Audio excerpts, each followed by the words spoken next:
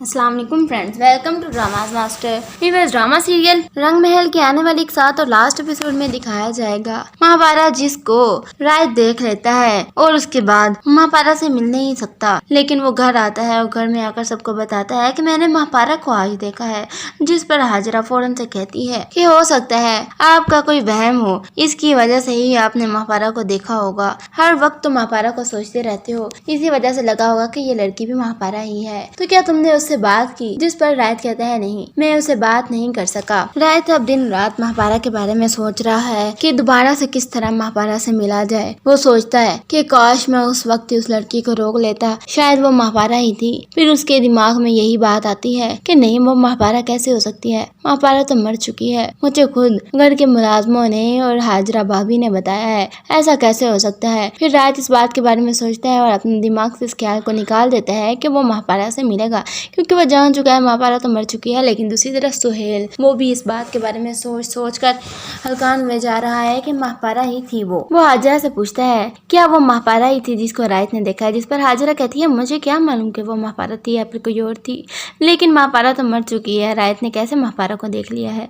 सुहेल कहता है हाँ, महापारा मर चुकी है, लेकिन मुझे तुम पर यकीन नहीं है, हो सकता है तुमने झूठ बोला हो। जिस पर हाजरा कहती है ये बात मैंने तो नहीं कही, ये बात तो आपके घर के मुलाजिम ने बताई है आपको, तो फिर आप मुझ पर इस तरह का इल्जाम कैसे लगा सकते हैं। अब सुहेल चुप कर जाता है। जिसके बाद दिखाया जाएगा महापारा जो कि अपनी प्रिंसिपल के घर पर रह रही है और अपनी दादी को भी उसी घर में रखा हुआ है। वहाँ पर वो दोनों इंतहाई मुश्किल की जिंदगी गुजार रही हैं। सारा काम उनको करना पड़ता है। स्कूल भी महापारा ने संभाला हुआ है, बच्चे भी घर पर जाकर ट्यूशन महापारा ही पढ़ाती है और घर के सारे कामों के लिए उनको तो एक मुलाजमा मिल गई है। दादी सारे काम करती है। महापारा को ये बहुत बुरा लगता है ये सब कुछ, कि उसकी दादी घर के सारे काम कर रही है, जबकि उसकी दादी की तबीयत भी ठीक नहीं रहती। वो बड़ा ही दुखी अंदाज में अपनी दादी से कहती है कि काश मैं आपको इस जगह से, इन सब लोगों से कहीं दूर ले जाती, जहाँ पर कोई हमें पहचान ही ना पाता, ना ही कोई हमारे साथ इस तरह का सलूक करता। दादी और दादी की पोती दोनों एक दूसरे को मिलकर रोने लग जाती हैं। इतने में आती है प्रिंसिपल की बेटी और वो महापारा से कहती है तुम फिक्र ना करो, मैं तुम्हारे साथ हूँ। जिस पर महापारा कहती है तुम कैसे मेरे साथ हो,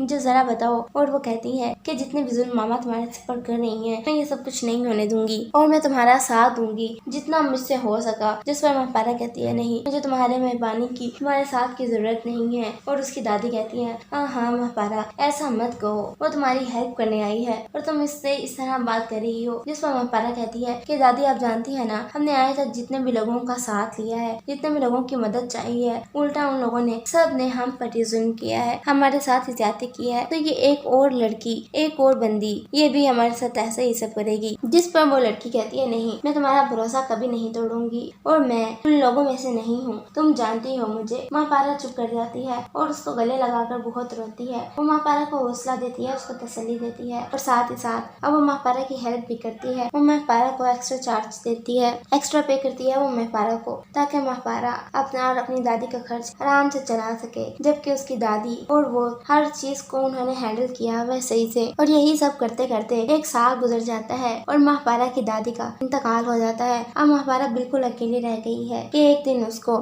सालार मिलता है, लेकिन महापारा उसकी कोई बात नहीं सुनती। सालार बुलाता रह जाता है, महापारा वहाँ से चली जाती है और अपने घर पर आ जाती है। सालार काफी दिन तक उस घर में आता जाता रहता है, वहाँ पर बाहर ही खड़ा रहता है कि वो प्रिंसिपल की बेटी से मिलता है और वो पूछती है कि तुम इसके पीछे क्यों हो। जिस पर सालार सब कुछ बता देता है और अब वो लड़की भी सालार को सारी हकीकत बता देती है, क्योंकि वो सब कुछ जानती है। सालार बहुत ही ज्यादा शर्मिंदा होता है अपने किए पर और वो समझता है कि ये सारा कुछ उसकी वजह से हुआ है। अब वो उस लड़की के जरिए महापारा तक दोबारा पहुंचने की कोशिश करता है और महापारा से मिलता है, उससे माफी मांगता है, उसको शादी के लिए प्रपोज करता है और महापारा मान भी जाती है, क्योंकि महापारा के लिए अब घर बनाना बहुत ही ज्यादा जरूरी हो गया था और इस तरह महापारा सालार से शादी कर लेगी। लेकिन दूसरी तरफ रायत, जिसको ब्रेन हेमरेज होता है, वो इतना ज्यादा सोचता है, इतना ज्यादा सोचता है, हर वक्त महापारा के बारे में सोचता रहता है और ना ही किसी लड़की से शादी करता है। उसके इलाज करना अब बहुत ही मुश्किल होता जा रहा है और उसका सर का दर्द ठीक होने का नाम ही नहीं लेता। सालार मरने वाला है और वो अपनी माँ से जाते जाते ये कह जाता है